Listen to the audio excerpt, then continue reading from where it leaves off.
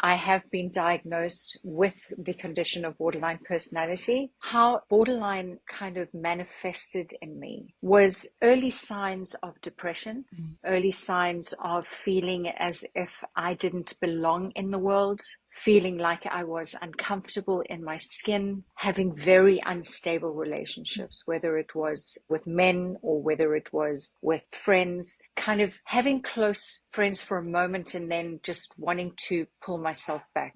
I found that it was easy to get involved in tense relationships that were toxic or didn't benefit me. And I know that a lot of this kind of could ring true with people when they hear it. But the thing with borderline is that it kind of gets exacerbated by an intense emotional override. So everything that I did in my life was an emotional journey. It was one moment I would be feeling okay, something would happen, or a friend would say something, or I would get a message, or I would do something, and suddenly my entire mood would change and I would feel rejected. The other thing about borderline is one has a very unwavering sense of themselves. So I never knew where I fitted in. I'd had no opinion. I was kind of like a chameleon. I would go into a group of friends and I would just change who I was in order to fit in. I was so terrified of being abandoned on any level, whether it be by parents, by loved ones, by friends, by anyone, that I would become this person that just changed all the time in order to make sure that I wasn't rejected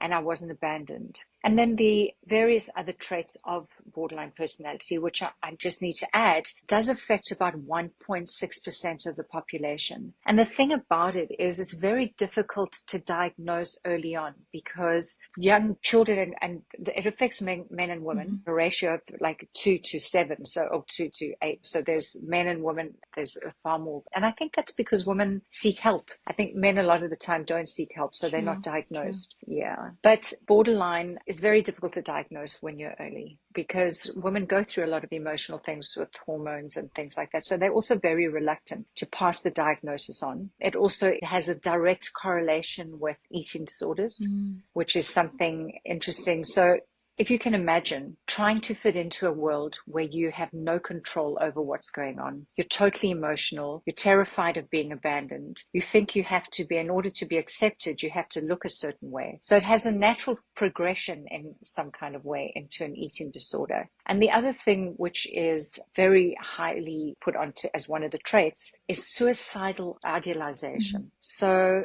a lot of borderline people tend to fantasize about suicide often. 10% of the borderlines that actually suffer from the condition do actually end up taking their lives. So it's a very intense, very unpredictable, very lonely, very hard condition to kind of just feel okay in the world. And there's a lot of people experiencing that. So they tend to isolate a lot. And so it does stem from a massive fear of abandonment. One changes their entire being, the way they look, the way they act, in order to just fit in. A lot of time that then would lead to some kind of eating disorder or self-harm, which is even in cutting themselves. So it's quite a complex diagnosis, but a lot of people that present with the symptoms often are diagnosed with bipolar. So it kind of does, it starts anxiety and things like that until I was diagnosed 8 years ago. But prior to that, I just thought I had clinical depression and I was bipolar. So when the